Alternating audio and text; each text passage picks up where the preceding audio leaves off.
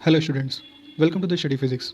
इस वीडियो में हम लोग बात करने वाले हैं मोशन इन अ प्लेन के under analytical method of vector addition, यानी कि जो हम लोगों ने लॉज ऑफ वेक्टर एडिशन पढ़ा था उसका हम लोग आज एनालिटिकल मेथड में हम लोग उसका देखेंगे। दैट मीन्स इसमें जो भी लॉज ऑफ वेक्टर एडिशन है उसका हम लोग एनालिटिकल ट्रीटमेंट करेंगे। इस एनालिटिकल ट्रीटमेंट को जानने से पहले different laws of vector addition को जानना ज़रूरी है। अगर आप जानते हैं तो बहुत अच्छी बात है, अगर नहीं जानते हो तो आप जाकर प्रीवियस वीडियो को देखें और उसका लिंक आपको आई बटन में मिल जाएगा। तो ये स्टार्ट करते हैं अपना analytical method of vector addition. तो सबसे पहला जो है वो है analytical treatment of triangle of vector addition. जैसे कि हम लोग जानते हैं ट्रायंगल एडिशन के बारे में कि उसमें कोई भी दो वेक्टर होता है जिसका मैग्नीट्यूड और डायरेक्शन दोनों होता है। जैसे कि यहाँ पर है वेक्टर ए और वेक्टर बी, यहाँ पे दोनों का अपना डायरेक्शन और मैग्नीट्यूड है और taken in a same order, then the resultant vector is represented by the third side of the triangle in the represented in a opposite order. तो इस केस में ओ पी जो है वो वेक्टर ए को represent कर रहा है, पी क्यू जो है वो वेक्टर बी को रिप्रेजेंट कर रहा है, और जो ओ क्यू जो क्लोजिंग साइड है और अपोजिट ऑर्डर में वो है रिजल्टेंट वेक्टर, यानी addition of both the vectors, vector A plus vector B. तो इसमें हम लोग जब एनालिटिकल ट्रीटमेंट करते हैं तो इस एनालिटिकल ट्रीटमेंट में हम लोग जो ये जो रिजल्टेंट वेक्टर होता है इसका हम लोग मैग्नीट्यूड और डायरेक्शन दोनों कैलकुलेट करते हैं।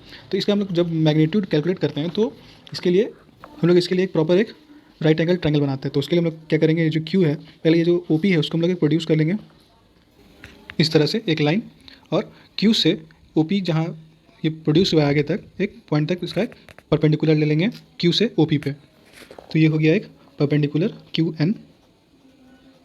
ठीक है, तो अब हम लोग क्या करेंगे, मैग्नीट्यूड ऑफ रिजल्टेंट आर को कैलकुलेट करने के लिए सबसे पहले हमने जो कंस्ट्रक्शन किया उसको लिख लेंगे।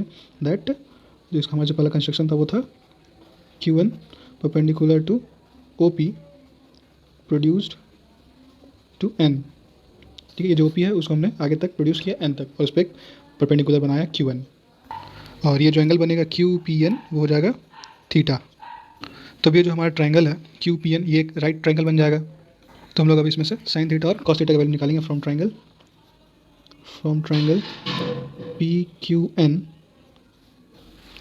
इस पर लिखते हैं साइन थीटा का क्या वैल्यू आएगा, साइन थीटा आएगा परपेंडिकुलर बाई हाइपोटेन्यूज, ये हो जाएगा परपेंडिकुलर यानी Q N divide by hypotenuse यानी पी क्यू। ये हो गया साइन थीटा के लिए, और फिर हम निकालेंगे कॉस थीटा के लिए। तो कॉस थीटा के लिए हो जाएगा P N by P Q, यानी इस केस में अगर देखा जाए तो क्यू एन, ये जो क्यू एन है इसके लिए हम लोग क्यू एन ही रहने देते हैं। ठीक है, और जो कॉस थीटा है, सॉरी जो पी क्यू है, ये पी क्यू का वैल्यू है बी वेक्टर। ठीक है, और इस केस में पी एन का वैल्यू चाहिए तो पी एन ऐसे रहने देते हैं, और पी क्यू जो है वो है बी वेक्टर। तो इन दोनों ही केस से निकल के आता है क्यू एन और पी एन का वैल्यू। पहले से आएगा जो क्यू एन आएगा वो क्यू एन हो जाएगा Q N equals to B sine theta, और P N equals to B cos theta. अब हम लोग इस ट्रायंगल में यानी ओ क्यू एन में हम लोग पाइथागोरस थ्योरम का यूज़ करेंगे, और पाइथागोरस थ्योरम का यूज़ करके हम लोग आर का मैग्नीट्यूड कैलकुलेट करेंगे। तो हम स्टार्ट करेंगे in triangle O Q N using Pythagoras theorem we get. तो इसमें ये जो ओ क्यू स्क्वायर होगा यानी ये ओ क्यू, इसमें O Q square equals to O N square plus Q N square आएगा। तो यहाँ पे लिख लेंगे O Q square equals to O N square plus Q N square, यानी ये जो होगा ओ एन ये O P plus P N के इक्वल होगा। हम लोग इसको फिर से ब्रेक कर लेंगे, O P plus P N whole square और प्लस क्यू एन स्क्वायर। अब इसमें हम लोग फर्दर सबका वैल्यूज़ पुट करेंगे। तो ओ क्यू का जो वैल्यू था वो आर है, ओ क्यू आर है, रिजल्टेंट वेक्टर है, इसके लिए R square equals to O P plus P N. O P क्या है, यहाँ पे ओ पी ए वेक्टर है, इसमें हम लोग लिख लेंगे A vector plus P N के लिए बी कॉस थीटा आया था plus B cos theta square plus Q N का वैल्यू था बी साइन थीटा, लिख लेंगे B sine theta whole square. और फर्दर इसको सिंप्लीफाई करने पे ये आ जाता है, ये A plus B whole square के फॉर्म में आ जाएगा। तो ये हो जाएगा A square plus 2ab cos theta plus B square cos square theta और ये हो जाएगा plus B square sine square theta. ये आ गया। अब यहाँ पे इन दोनों को कॉमन ले लेंगे तो ये हो जाएगा R square equals to A square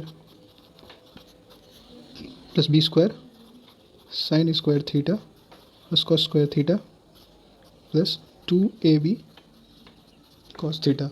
यानी ये जो वैल्यू आएगा ये इक्वल्स टू 1 हो जाएगा।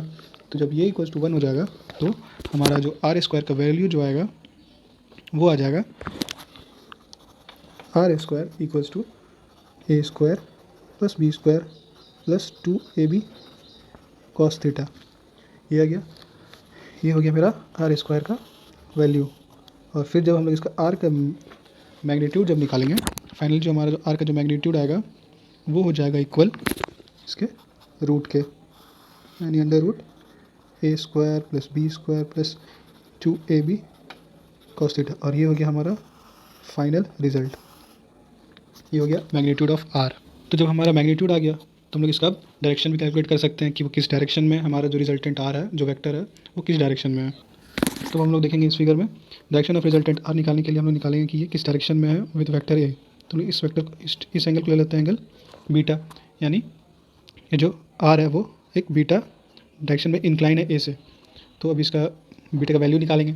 तो इस बीटा का वैल्यू के लिए हम लिखेंगे 10, यानी इस ट्रायंगल में, यानी ओ क्यू एन में, in triangle O Q N, तो tan beta equals to perpendicular by base, यानी Q N divided by O N. और क्यू एन के लिए हमारे पास वैल्यू था B sine theta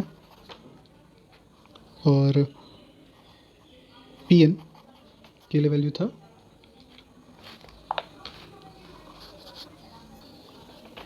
B cos theta. ये हो गया। यहाँ से हम लोग लेकर आएंगे tan बीटा के लिए क्यू एन का वैल्यू हो गया B sine theta divided by O N. तो ओ एन जो है वो O P plus P N है। यहाँ पे ओ पी है, ओ पी ए वैक्टर है, ए प्लस पी एन है बी कॉस थीटा। तो फाइनली हमारा जो tan बीटा आता है वो आ जाता है B sine theta divided by A plus B cos theta. ये हो गया हमारा डायरेक्शन ऑफ रिजल्टेंट। तो स्टूडेंट्स ये हो गया analytical treatment in the case of triangle law of vector addition. ये ट्रायंगल ऑफ वेक्टर एडिशन के केस में रिजल्टेंट आर का मैग्नीट्यूड निकाला हमने और उसका डायरेक्शन। अब हम लोग दूसरे लॉ पे आएंगे जो कि है parallelogram law of vector addition, और उसका हम लोग एनालिटिकल ट्रीटमेंट करेंगे।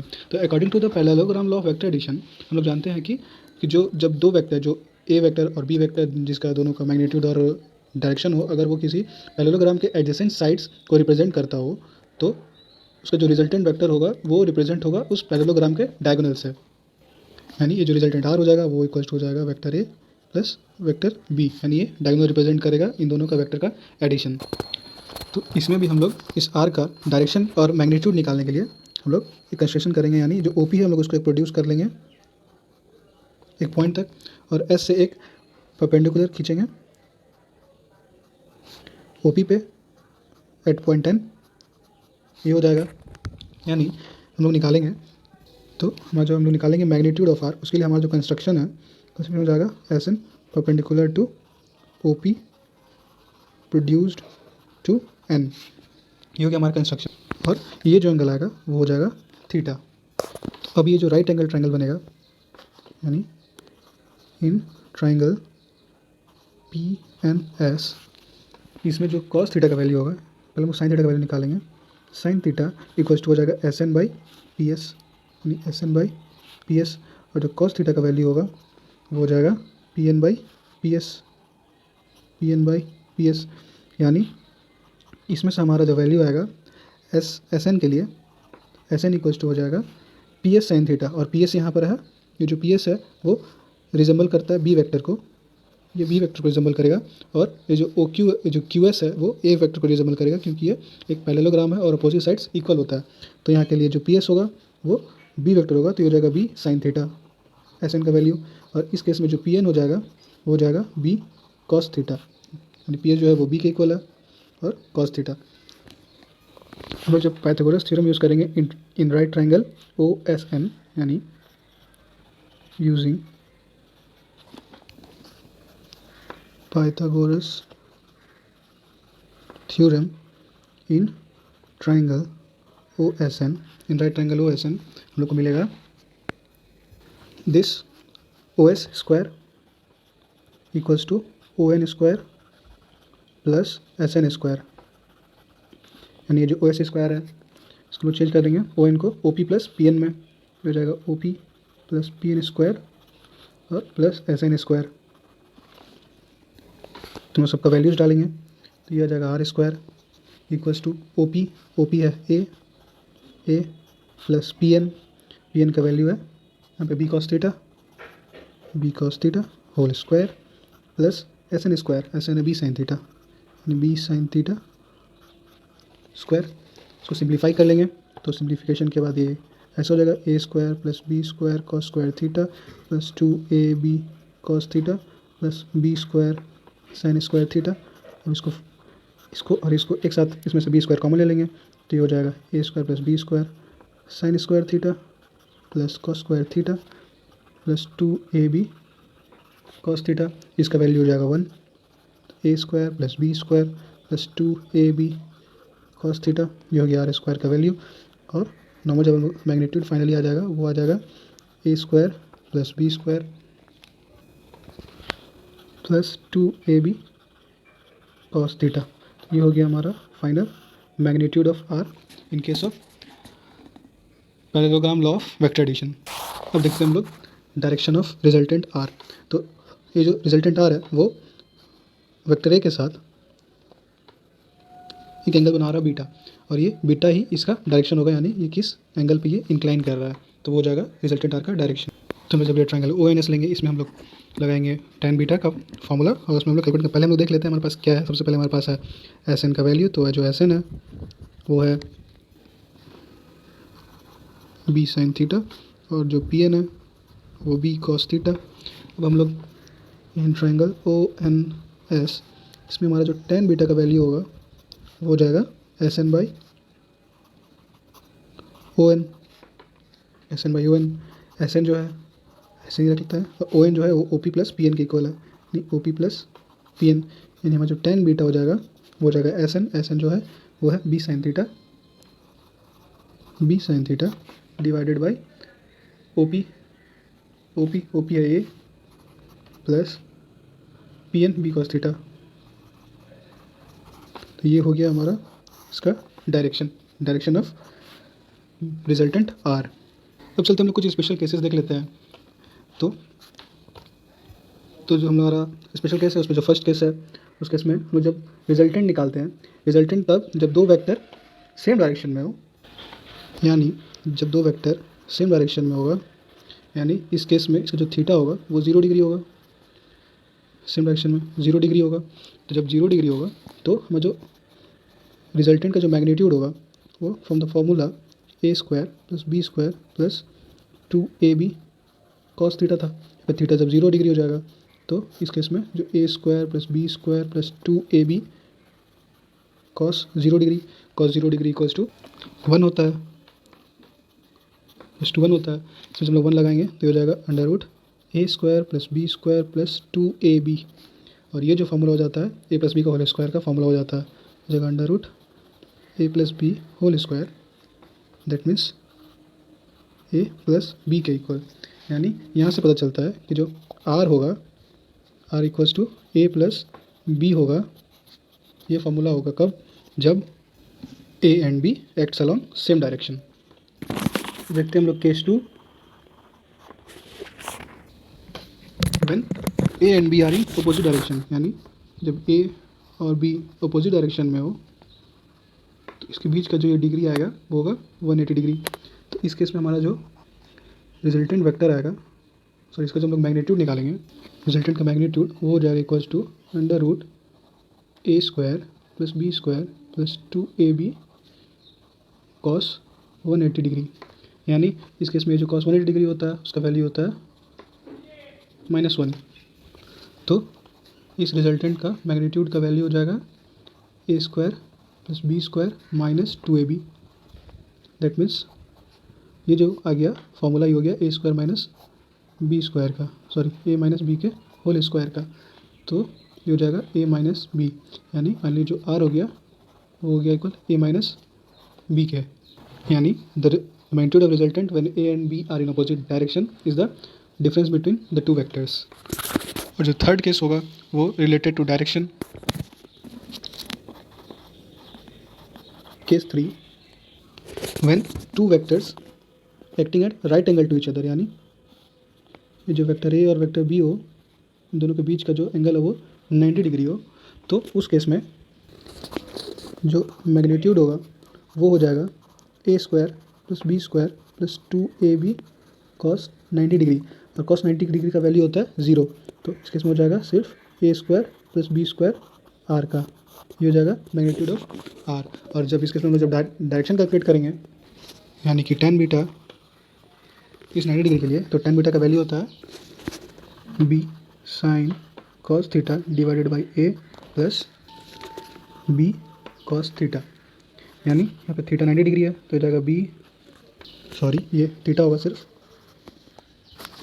यानी हो जाएगा B sine 90 degree divided by A plus B cos 90 degree. यहाँ पे साइन 90 डिग्री इक्वल्स टू 1 और कॉस 90 डिग्री इक्वल्स टू 0, यानी बचेगा सिर्फ ऊपर बी और नीचे में ए, यानी सिर्फ बचा बी बाई ए, यानी फाइनली जो हमारा जो बीटा का वैल्यू आ गया वो हो जाता है tan inverse B by A. तो स्टूडेंट्स ये हो गया complete analytical treatment of vector addition, दोनों केस में ट्रायंगल लॉ में भी और पैरेललोग्राम लॉ में भी। तो स्टूडेंट्स अगर ये वीडियो अच्छा लगा हो तो इसको लाइक करें, अपने चैनल को सब्सक्राइब करें और कमेंट में अपने डाउट्स और अपने ओपिनियन, अपने व्यूज़ ज़रूर बताएं।